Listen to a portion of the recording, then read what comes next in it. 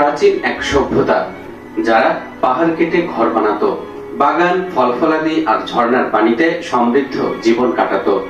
একসময় যে লোকালয় অধিবাসীদের শোরগোলে থাকতো মুখর, হঠাৎ এক ভোরে তারা সবাই হয়ে পড়ল নীরব, নিস্তব্ধ।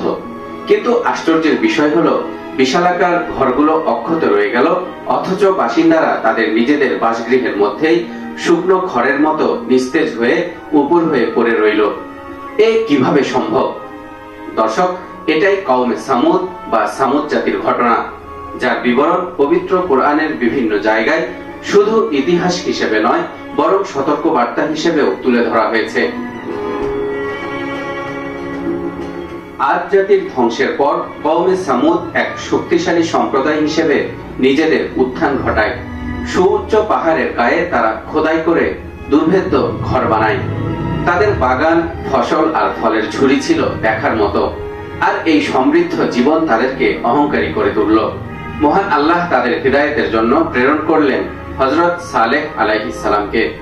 সূরা হুদের 61 নম্বর আয়াতে ইরশাদ হচ্ছে, وَإِلَى ثَمُودَ أَخَاهُمْ صَالِحًا قَالَ يَا قَوْمِ اعْبُدُوا اللَّهَ مَا لَكُمْ مِنْ إِلَٰهٍ غَيْرُهُ هُوَ أَنشَأَكُم مِّنَ الْأَرْضِ وَاسْتَعْمَرَكُمْ فِيهَا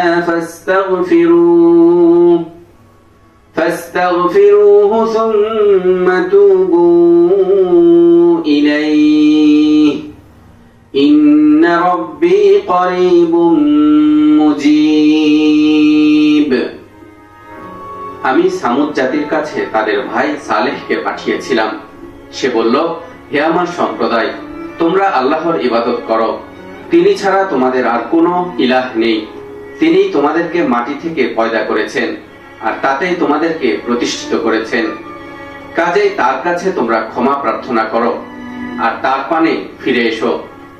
আমার প্রতিপালক তো অতি নিকটে, আর তিনি আহ্বানে সাড়াদানকারী। হযরত সালেহ আলাইহিস সালাম তার জাতিকে আরো বললেন, আমি যে তোমাদের নবী, এর প্রমাণস্বরূপ আল্লাহ তোমাদের কাছে একটি উটনী পাঠিয়েছেন। তার কোন রকম ক্ষতি করো না। কিন্তু অহংকারী সামুদ জাতির নেতারা তা মানতে চাইল না। তারা নবী সালেহ আলাইহিস সালামের বার্তাকে প্রত্যাখ্যান করলো এবং উটনীটিকে হত্যা করলো। তখন সালেহ আলাইহিস সালাম স্পষ্ট জানিয়ে দিলেন, 3 দিনের মধ্যেই তোমাদের উপর আল্লাহর শাস্তি নেমে আসবে। এরপরে ঘটলো এক ভয়াবহ ঘটনা। কোরআনে সামুদ জাতির ধ্বংসকে একাধিক শব্দে বর্ণনা করা হয়েছে। কোথাও বলা হয়েছে ভূকম্পে তারা ধ্বংস হয়েছে, যেমন সূরা আরাফের 78 নম্বর আয়াতে ইরশাদ হচ্ছে, فَأَخَذَتْهُمُ الرَّجْفَةُ فَأَصْبَحُوا فِي دَارِهِمْ جَاثِمِينَ। অতঃপর ভূমিকম্প তাদেরকে হঠাৎ পাকড়াও করলো, আর তারা তাদের ঘরগুলোতে মুখ থুবড়ে পড়ে রইল। কোথাও বলা হয়েছে বজ্রপাতের আঘাতে।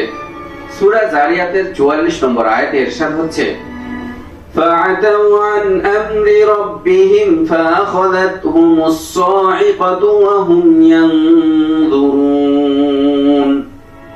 কিন্তু তারা ধৃষ্টতার সঙ্গে তাদের প্রতিপালকের আদেশ অমান্য করলো, ফলে বজ্রাঘাত তাদেরকে পাকড়াও করলো, যা তারা চেয়ে চেয়ে দেখছিল। আবার কোথাও বলা হয়েছে এক প্রচন্ড শব্দ বা বিস্ফোরণের কারণে তারা ধ্বংস হয়েছে।